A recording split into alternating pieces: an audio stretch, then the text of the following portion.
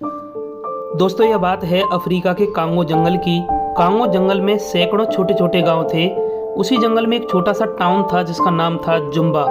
Zumba में कोई इंसान नहीं रहते थे, बल्कि जुम्बा एक जानवरों से संपन्न गांव था। आसपास के सभी गांवों में जुम्बा सबसे प्रसिद्ध गांव था।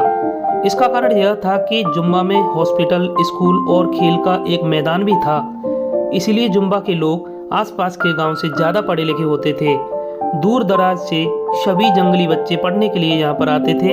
अगर किसी को कोई बीमारी हो जाती तो इलाज के लिए सीधे छमिया ताई के पास आते। इसीलिए जुम्बा गांव का दूर दूर तक बोलबाला था। छमिया ताई एक बूढ़ी लोमड़ी है जो सभी मरीजों का इलाज 5 रुपये में करती है। छमिया यहाँ की एकमात्र डॉक्टर है।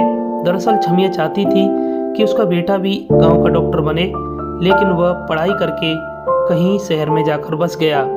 वैसे तो जुम्बा में बारिश बहुत कम होती है, लेकिन बारिश के मौसम में पानी के कारण यहाँ पर निफा नाम की बीमारी फैल जाती है। निफा बीमारी यहाँ के जानवरों के लिए एक महामारी से कम नहीं थी। अब की बार निफा का प्रकोप कुछ ज़्यादा ही था। छमिया लोमड़ी ने लैब में टेस्ट कर बताया कि निफा बूढ़े लोगों को सबसे ज़्यादा खतरा देगा, उनकी जान भी ले सकता है। छमिया ने गांव के सरपंच भालू से बात कर सभी जगह इस तरह के पोस्टर लगवा दिए। बीमारी से बचना तो घर में ही रहना, अगर जीवन को है बचाना तो 2-4 सप्ताह मत नहाना।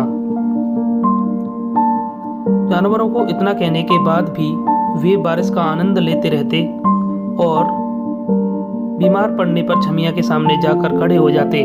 छमिया बेचारी अपना काम समझकर उसका इलाज कर देती थी। जानवर लापरवाही करते गए और निफा बीमारी और अधिक फैलती गई। मरीजों का इलाज करते करते छमिया ताई को भी निफा हो गया। छमिया ताई ने मरीज की तरह बिस्तर पकड़ लिया। अब पूरे गांव में इलाज करने वाला कोई दूसरा नहीं था।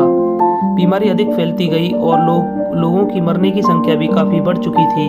छमिया को इस बात का बहुत दुख था कि अब वह किसी का इलाज नहीं कर सकती है, लेकिन छमिया से रहा न गया और उसने वैक्सीन बनाने का फैसला किया। अगले दिन छमिया ने सरपंच भालू से कहकर एक मीटिंग बुलवाई। छमिया ने कहा कि मैं बहुत जल्द इस बीमारी की वैक्सीन बनाने वाली हूँ, लेकिन मुझको इसके परीक्षण के लिए 3 लोगों की जरूरत पड़ेगी। क्या आप में से कोई 3 लोग तैयार हैं? और याद रखें कि इसमें आपकी जान को खतरा भी हो सकता है, लेकिन अगर एक बार हमारा टेस्ट सफल हो गया तो फिर हमारे लाखों जानवरों को इस बीमारी से बचाया जा सकता है। सभी जानवर एक दूसरे का मुंह देखने लगे और कोई राजी नहीं हुआ। छमिया को बुरा लगा, लेकिन उसने ठान लिया कि वह लोगों को इस तरह मरने नहीं देगी। छमिया ने तय किया कि सबसे पहले वह खुद पर ही इस वैक्सीन को आजमाएगी। छमिया गुप्त तरीके से 5 दिनों तक जंगल में घूमती रही और जड़ी बूटियों को इकट्ठी करती रही। जड़ी बूटियों को लेकर वह हॉस्पिटल में आई और उसने एक दमदार वैक्सीन का निर्माण किया। दरअसल दमदार को लेने के बाद कोई भी जानवर 4 घंटों के लिए गहरी नींद में सो जाता है। अगर 4 घंटों के बाद नहीं उठा तो यह टेस्ट फेल हो जाएगा। छमिया ने अपने बेटे और गांव को एक पत्र लिखा और कहा कि अगर दवाई लेने के बाद मैं नहीं उठी तो सभी गांव वाले मुझको माफ़ कर देना, मैं आपको इस बीमारी से नहीं बचा पाई। मेरे बेटे से कहना कि सच्ची भलाई में किसी प्रकार का लालच नहीं देखा जाता है। अगर तुम गांव में रहकर लोगों की सेवा करोगे तो तुम्हें इन गरीब लोगों की सेवा का पुण्य मिलेगा। छमिया लोमड़ी ने यह लिखकर खुद को दमदार का डोज लगा दिया और एक कपड़ा ओढ़कर सो गई। 4 घंटों के बाद छमिया नहीं उठी। किसी ने आवाज़ लगाई और गांव वाले हॉस्पिटल के बाहर इकट्ठे हो गए। सरपंच ने सभी को पत्र सुनाया। सभी गांव वाले रोने लगे और छमिया को याद करने लगे। सरपंच ने तुरंत छमिया के बेटे को बुलाया। आधे घंटे में उसका बेटा वहां आ गया। लेटर पढ़कर वह भी रोने लगा। उसने वादा किया कि अब वह कभी गांव को छोड़कर नहीं जाएगा।